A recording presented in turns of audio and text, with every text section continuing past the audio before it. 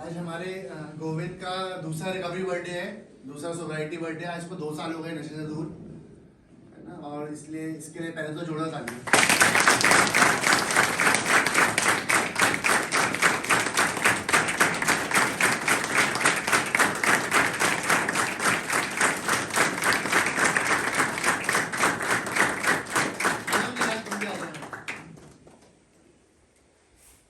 तो दोस्तों ऐसा है कि जीवन संकल्प में रिकवरी बर्थडे जो है वो एक उम्मीद के दिन के रूप में मनाया जाता है ना। एक उम्मीद, खुशी और हेल्थ का प्रतीक है ये दिन।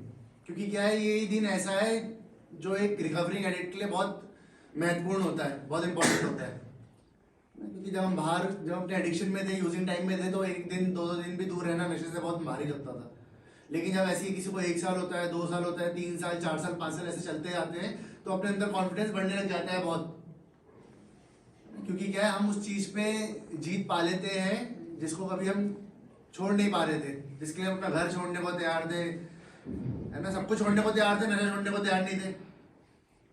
तो इसलिए ही एक इंसान के लिए जिसने नशा छोड़ा उसके लिए बहुत बड़ा दिन होता है, एक तरीके से नई जिंदगी होती है। इसलिए इसको बर्थडे के रूप में मनाया जाता है। क्या कहते हैं इसे? Recovery birthday.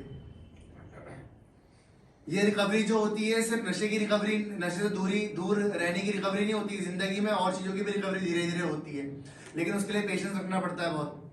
क्योंकि कोई भी चीज आसानी से तो मिलती नहीं है। हर चीज की रिकवरी होती है। जो जो चीजें आपने खोई है, चाहे वो रिस्पेक्ट है, आपकी सेल्फ रिस्पेक्ट है, चाहे वो आपके रिश्ते हैं, जो जो चीजें खराब होती है समय के साथ वो धीरे धीरे ठीक होती चली जाती है। आपके रिकवरी का 1 साल आपके एडिक्शन के 3 साल को बराबर करता है। ऐसी 2 साल आपके 6 साल की अस्वस्थता को बराबर करता है। तो मैं सभी से उम्मीद करूंगा कि आप लोग भी गोविंद की तरह ही कभी रिकवरी बर्थडे मनाना। लेकिन उसके लिए मेहनत की जरूरत तो पड़ेगी, है ना। मेहनत क्या करनी है? कोई पहाड़ थोड़ी तोड़ना है, खड्डे थोड़ी खाली करके भरने हैं। क्या करना है?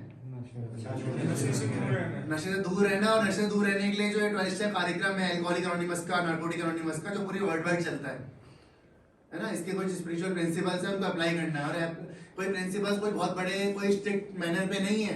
एक इंसान के अंदर जो खूबी होनी चाहिए, जो इंसानियत होनी चाहिए, वही प्रिंसिपल्स है। जैसे इंसान के अंदर ईमानदारी होनी चाहिए, वही पहला प्रिंसिपल है। हम्बलनेस, विनम्रता होनी चाहिए, एक्सेप्टेंसी, स्वीकारता होनी चाहिए, खुलामन होना चाहिए, है ना, विलिंगनेस होनी चाहिए किसी भी चीज के लिए। तो यही स्पिरिचुअल प्रिंसिपल्स है, ये आपके व्यवहार ही बदल देते हैं। तो इसी तरीके से इन्होंने अपने पे काम करा और आज को 2 साल इनको पूरे हुए। इनके लिए फिर एक बार जोड़ा था।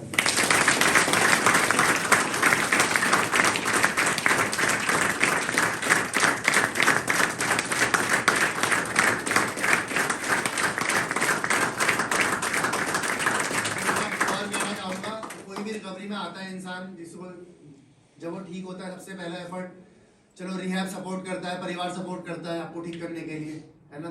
परिवार एक रास्ता देता है आपको रिहैब भेजता है कि आप वहाँ से नई अपनी जिंदगी स्टार्ट करना। वहाँ से आने के बाद रिहैब आपको सपोर्ट करता है। जब आप आते हो तो टूटे हुए इंसान होते हो, है ना।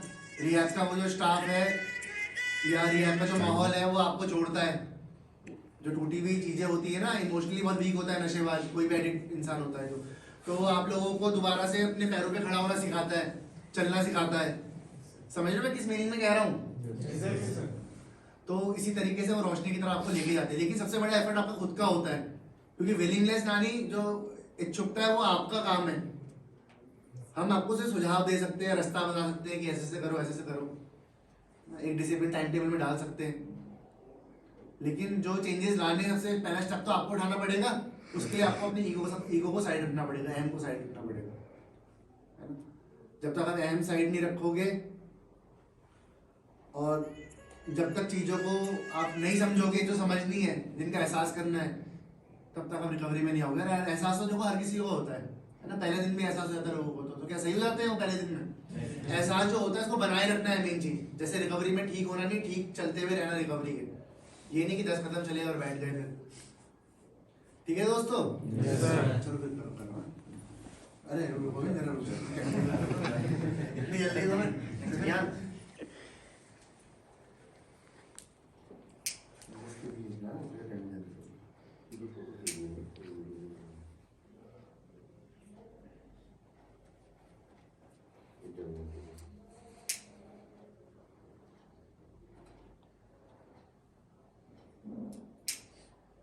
और दोस्तों सब ठीक है, कोई परेशानी तो नहीं है?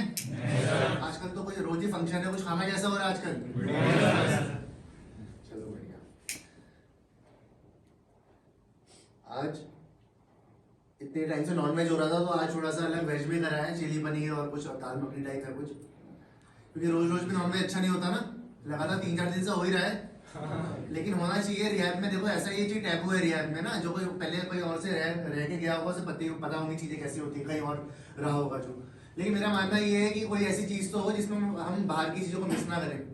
जब इंसान का पेट भरा हुआ होता है तब वो सही सोचता है ना, फिर नहीं तो इंसान बेचैन होता है।